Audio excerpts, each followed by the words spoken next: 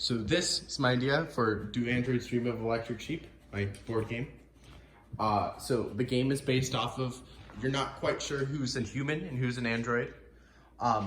As humans or cops or however you want to think of it, you're trying to retire the androids using specific items and weapons and such. But you're not sure who's who and if they're human or alien or not. And the way you do that is by testing them.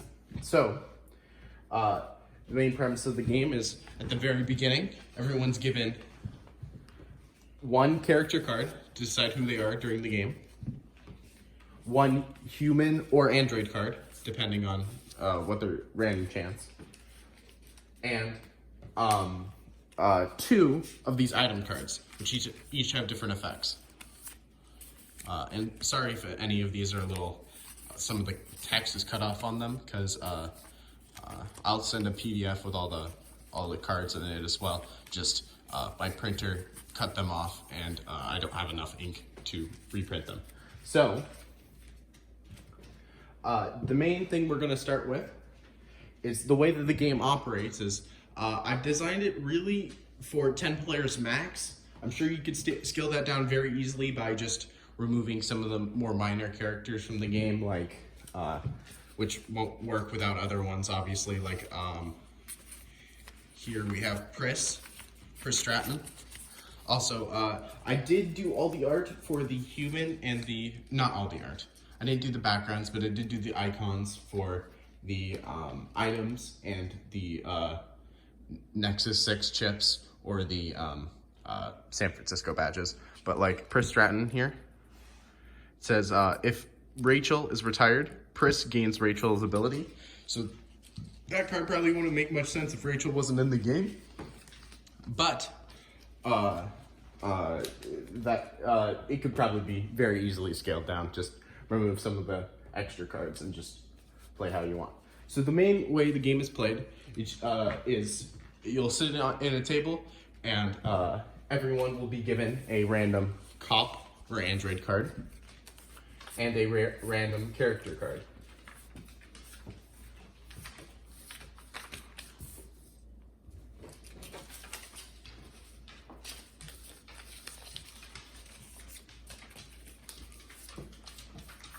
So, unlike the book, there can be characters like Pris Stratton is an android in the book, but in this game, I wanted the idea of not sure if someone's a human or an android or not to be a little uncertain. So, the way that I did that is I separated the characters from the androids and human slides. So, in the game, I have 10 total characters. That includes, here, I'll go by them one by one, shall we? Let me pick all these back up.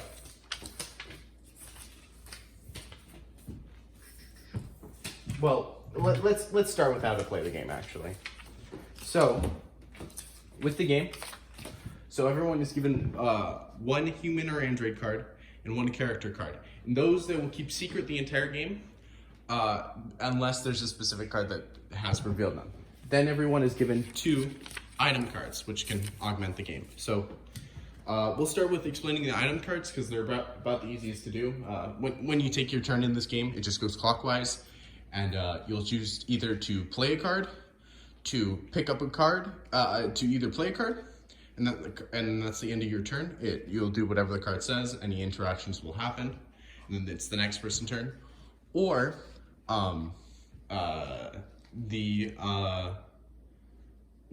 you may grab a card from the draw pile and then discard a card. Every time you draw a card, you have to discard a card. You can pick up from the top of the discard stack, though. That is a strategy as well. But then you still have to discard a card. So, with these, the main premise of the game as well is there are four cops or humans and 6 androids. The cops, or the humans, are trying to kill 6 androids. There is certain abilities that can change someone from an android to a human, but once 6 androids are killed, that is the end of the game. Okay? There are a couple cards that can change. The main way that you'll retire an android is with the, as well, so the cops are trying to take down the androids. If all 6 are retired, then the cops or the humans win, the bounty hunters, sorry. But if the androids win, if all the humans are retired. If a human shoots another human, though, that is considered murder. And so both of the characters are out at that point. So we have, and the main way you'll do that is with this card here, the laser card.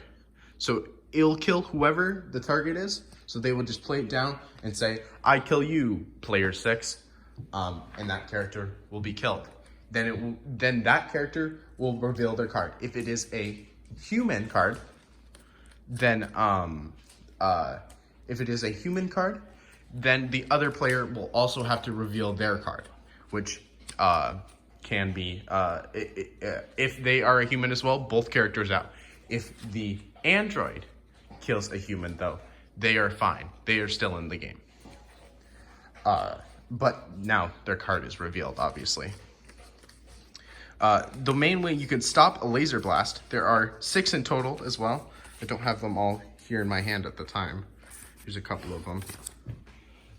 Is the sine wave, which is used when Deckard fights Polkov in the book. The sine wave here. So it will deflect a laser blast, and both cards are discarded.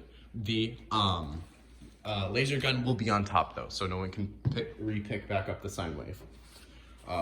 So those are the purple cards, the kind of attack cards, I'd say. And then we have the main way to tell if someone is an android or not are the test cards. There's 3 different kinds of tests. One is 100% certain. One is pretty accurate, and the last one is not so accurate as well. So we have the Voight comp test, the one that Deckard uses in the book against most androids. So the way that this works is you will lay down this card and slide it to the person that first of all, so the main way you do the tests are with a dice roll. So you'll roll a dice, and then you'll slide one of these Voight contests or one of the other tests to another player, face down. And once they'll see it, if their number if the number rolled is higher than this number, which I incorrectly put 9 here, it's supposed to be 4. I'll fix that before I turn this in. Then they will have to slide back their card for you to see, which will reveal if they are human or android.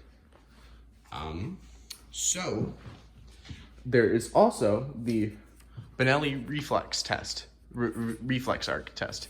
So this one's not as certain. It worked on the older models of the Nexus 6 or the Nexus 5, I would guess.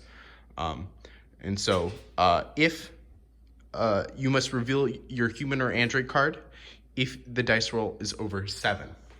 So this one's a much more risky task, but this card can be used specially by a certain character as well. And then finally, we have the it got cut off here, but the bone marrow test.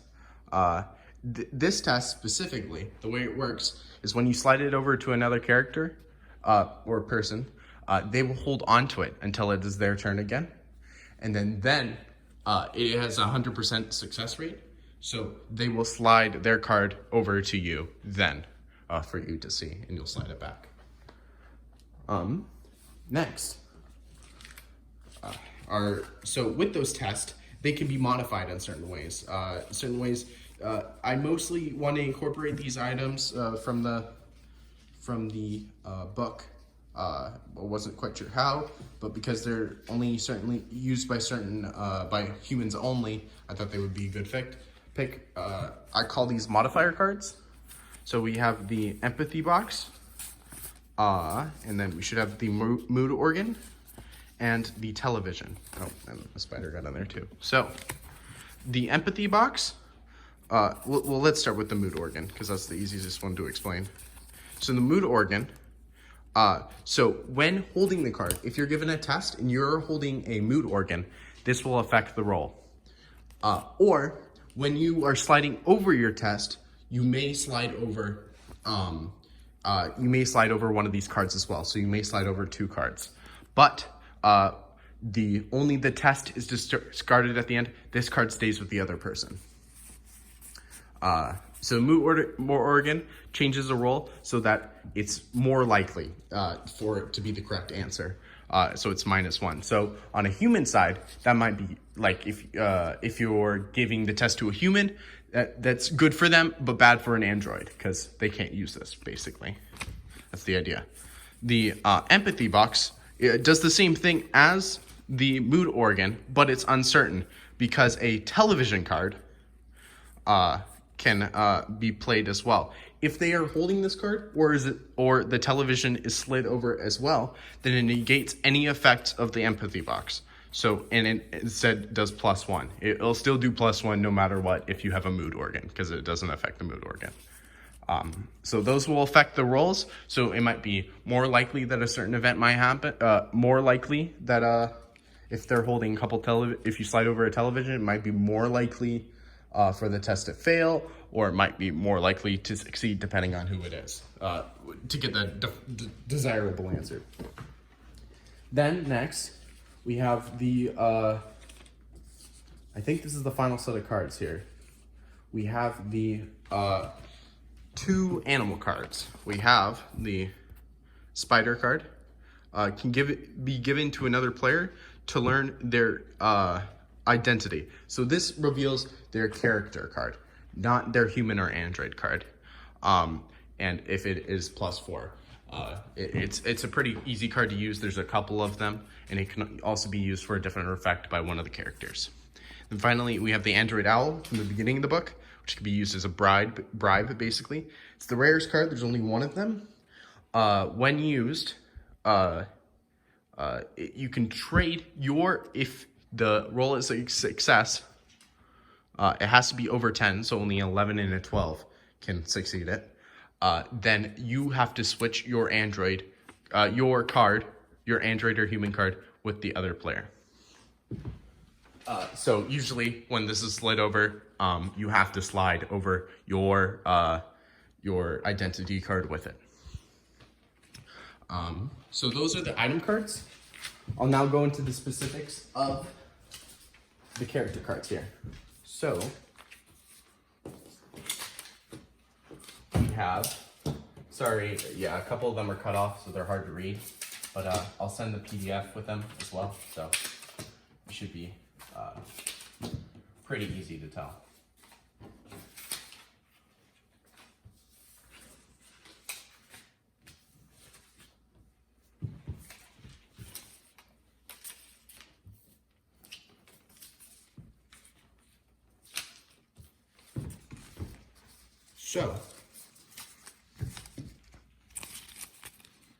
So we'll start off with Luba Luft.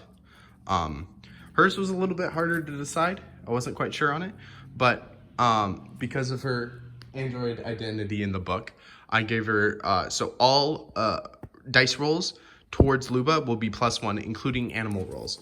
What's special about the animal rolls here, they're not affected by the mood organ or the television or the empathy box. They're independent. And then we have Phil Reach, the dirty cop, I would say, I guess, or bounty hunter. He has the same, almost the same ability has the same ability as Luba, because he's a little bit, the way I was thinking is Luba is an android that invites more empathy than you would think, at least towards Rick. And then Phil invites less empathy. So his dice roll would be +1, making it less if he was a human, making it less likely that that would happen. And then we have Roy Batty here. Will lose the game, will not be retired, but will lose if Irmgard is retired, his wife. His wife. And then Richard Deckard, or what? Rick Deckard, sorry. So his ability is he will slide over his card with any of his tests, and they will go through instantly, including the bone marrow test, though that's not in the book. But because of his good skill, most tests will go through instantly, and he'll get the result right back. So this card does not stay with the person, is given back as well. Garland is a special one as well. So he can use the, sorry, did I write the bone marrow test? No, the Bonnell reflex arc test, sorry. Whenever that is used, he can slide over his card as well. And then they will keep the Garland card, but that will change what their android or human card is. It will change it to the opposite, basically. So if they were an android and then got shot, they would be considered a human, or vice versa. Like he tries to do with Phil in the book as well. He tries to convince Rick that what's his face? Phil is an android. Pris Stratton, as I explained earlier, gains if Rachel dies, then Pris gains Rachel's ability. And Rachel's ability is if she is retired, because she is property of the Rosen Foundation and is under the rule, I guess, of the San Francisco police station. If she is retired and a human, it doesn't count as murder. So that would be like she has a badge, but she's technically still an android, so it's not murder. And then Pris gains that ability if Rachel dies. John Isidore as well, because he's a chicken head, he can't tell the difference between androids and humans, so he can't administer tests. So he is at kind of a deficit, I guess. And so he'll have to rely on trusting other human players to survive the game. And Polkov, because he has technically two identities in the book, he pretends to be a Soviet police officer. Polvok can get shot twice, but once he is shot once, he has to reveal if he's a human or an android card. So if you're a human, that's a pretty lucky deal, but that can change pretty quickly. If, say, what's his face? Garland changes his card. And then that's all of them. So, the game would go pretty simple. The only thing that is special to know is modifier cards stay in the person's hands, so they have more options to do later in the game. If Garland changes one character from a android to a human, then the android count goes down to 5. Only 5 androids need to be killed, obviously. And that's the game. Thank you.